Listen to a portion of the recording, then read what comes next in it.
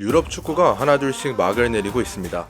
이제 선수들은 지나간 시즌은 잊고 새로운 마음가짐과 함께 새로운 시즌을 준비해야겠죠. 하지만 모든 유럽 축구가 문을 닫기 전 유럽 축구의 최정상을 가려야만 합니다. 유럽 축구의 최정상을 가려야만 진짜 유럽 축구의 한 시즌이 마무리된다고 볼 수 있습니다. 그리고 그 단 한 경기를 위해 어느 때보다 최선을 다해 경기를 준비하고 있는 팀들이 있습니다. 바로 도르트문트와 레알 마드리드입니다. 이들은 빅위어를 들어올리기 위해 그 어떤 경기보다도 최선을 다해서 경기에 임할 겁니다. 이 경기가 자신이 팀에서 뛸 수 있는 마지막 경기라면 더더욱 말이죠. 유럽 축구에 진짜 막을 내려줄 빅위어를 향한 별들의 전쟁. 이 경기를 메가풋볼의 관점으로 한번 풀어보겠습니다. 먼저 테르지치가 이끄는 도르트문트의 예상 선발 라인업부터 살펴보겠습니다.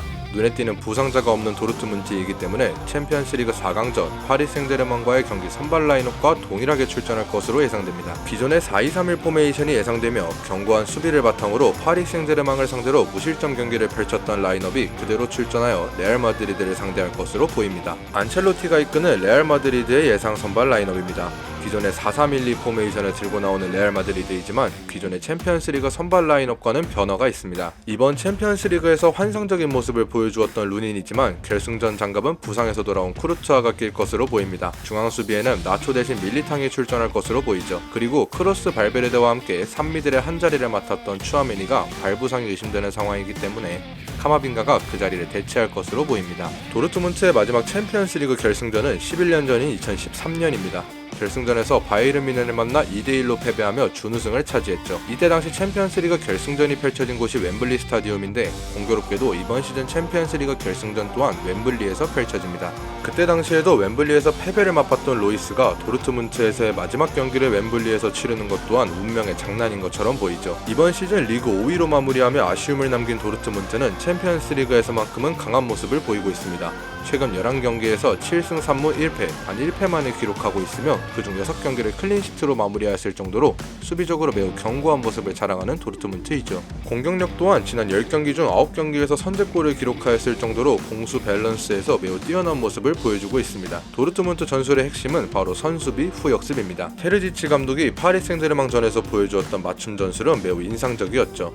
파리 생제르맹의 공격적인 풀백인 하키미를 수비하기 위해 아데이미를 낮은 위치에서 수비하게끔 하고 우측 풀백인 리에르손을 오히려 높게 올려 우측에서 많은 공격 시도를 하게끔 했습니다. 발빠른 아데이미와 산초를 기반으로 하는 역습은 위협적인 찬스를 많이 만들어냈죠.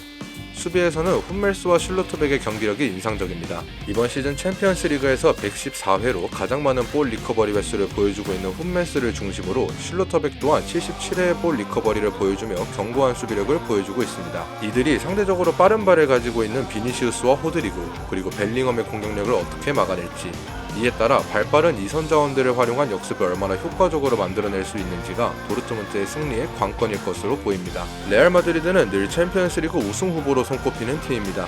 레알 마드리드가 왜 항상 우승 후보로 손꼽힐까에 대해 생각해보았을 때 떠오르는 이유는 단 하나였습니다. 바로 그들이 레알 마드리드이기 때문입니다.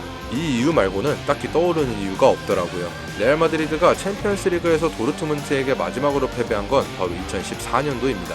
이후에는 2승 2무로 도르트문트에게 강한 모습을 보여주고 있죠. 이런 부분 또한 레알 마드리드가 이번 경기에서 더욱 자신 있을 수밖에 없는 부분입니다. 게다가 레알 마드리드는 이번 챔피언스리그에서 패배가 없는 팀입니다.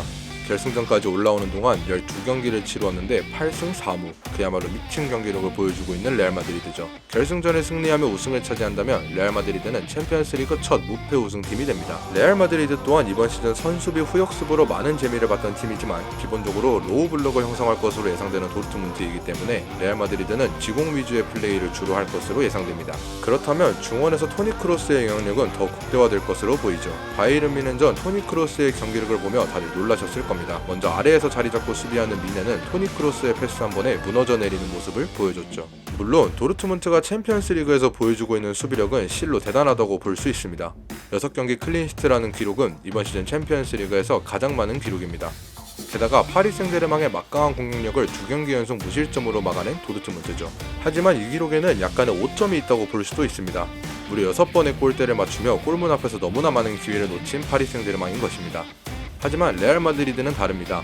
최전방에는 비니시우스, 호드리구, 그리고 벨링엄까지 골을 결정지을 수 있는 선수들이 있죠. 교체로 들어올 수 있는 호셀루 또한 엄청난 결정력을 자랑하고 있습니다. 파리에도 은바페가 있지 않냐고 하실 수 있지만 챔피언스리그 4강의 은바페는 아쉬웠다고 볼 수밖에 없습니다.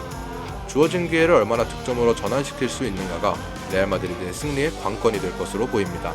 유럽 축구의 진정한 막을 내릴 벨들의 전쟁, 도르트문트의 단단한 방패와 레알 마드리드의 날카로운 창의 대결이 될 것으로 보입니다. 또 다른 관점에서는 도르트문트를 떠나는 로이스, 레알 마드리드를 떠나는 크로스, 과연 누가 트로피를 들어올리게 될지가 궁금해집니다. 오늘 영상은 여기서 마치겠습니다. 시청해주셔서 감사합니다.